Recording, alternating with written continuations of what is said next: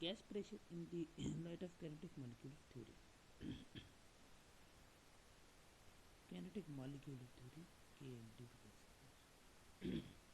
Kinetic energy direct proportional होती है every translation में टेम्परेचर के gas molecules are in constant energy move in straight line until they collide with on other molecule. ये आपका container है ना,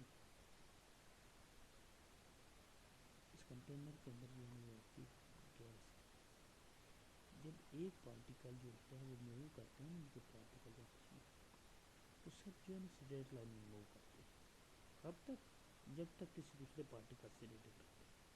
जब ये टकराते हैं, ये सपोज एक पार्टिकल है, इसकी डायरेक्शन ये, अब ये दूसरा एक और उसके साथ कोलाइड हुआ तो उसकी डायरेक्शन किसी और साइड पे चेंज हो गई. इस तरह से डायरेक्शन जो है ना वो वेरी करती है इसकी. क्यों? कि जब ये कोलाइड करने से पहले, जब ये आपस में टकराते हैं तो रैंडमली मूव करना शुरू कर देते हैं. अपने आप से भी टकराते हैं, अपने साथ वाले मॉलिक्यूल्स के साथ टकराने के बाद जो है ना वो कंटेनर के वाल जो है जिसके अंदर वो गैस मौजूद होती है, उसके कंटेनर से जब टकराते हैं तो और जो है ना उनके मूवमेंट की डायरेक्शन चेंज हो जाती है. इस तरह से ये जो है ना थ्रू आउट जो है ना ये रैंडमली जो है ना मूव करते रहते हैं. अब ये कहते हैं कि मूव इन स्ट्रेट लाइन में कब तक मूव करेगा? Until they collide with another molecule, जब तक वो किसी दूसरे मॉलिक्यूल के साथ कोलाइड नहीं करेगा या जिस कंटेनर के अंदर पड़ा हुआ है उसके वाल के साथ नहीं कोलाइड करेगा. तो ये जो according to kinetic molecular theory जो है कि मॉलिक्यूल्स जो होते हैं वो किसी भी गैस के जो है वो रैंडमली मूव करते हैं. अभी भी pressure of gas in a container is due to force exerted by its molecule on the wall of container.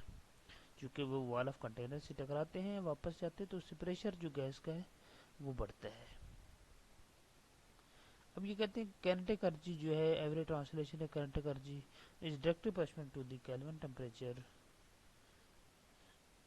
तो इसमें T के मीन केल्विन टेम्परेचर है और K average translation kinetic energy है.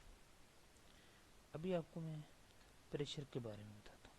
प्रेशर क्या होता है? What is pressure? Force being exerted over unit area. एक यूनिट एरिया के ऊपर जो है फोर्स जब लगती है तो उसको हम क्या कह सकते हैं? प्रेशर. अब ये कहते हैं force supplied on unit area. जब यूनिट एरिया पे किसी फोर्स लगती है तो उसको क्या कहते हैं? प्रेशर. तो प्रेशर इज इक्वल टू होता है एफ ओवर ए, फोर्स पर यूनिट एरिया. इसका यूनिट पास्कल होता है. यूनिट पास्कल न्यूटन, फोर्स का यूनिट न्यूटन होता है और एरिया का यूनिट मीटर स्क्वायर, न्यूटन पर मीटर स्क्वायर भी कह सकते हैं. तो 1 न्यूटन मीटर स्क्वायर किसके बराबर हुआ? 1 पास्कल के बराबर हुआ. अब इस तरह से कुछ प्रेशर के यूनिट्स और भी हैं. एटीएम जो है 1 ATM is equal to 101,325 pascal के बराबर होता है.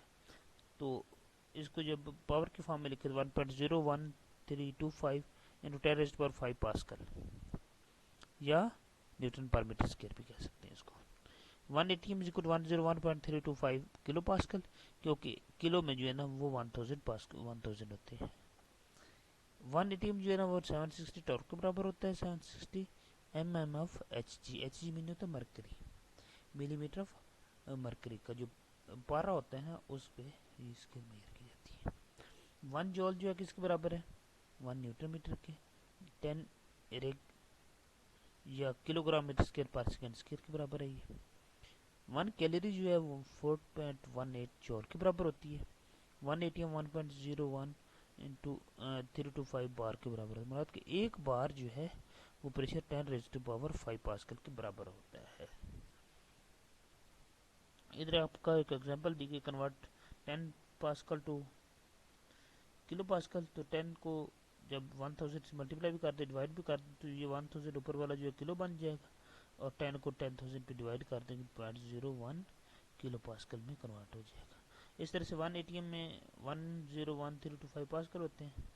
तो 1 में कितने होंगे वो इस हिसाब से कन्वर्ट करेंगे. तो जब 10 के हिसाब से कितने होंगे तो वो बन जाएंगे 0.00 00098 ATM के बराबर हो जाएगा।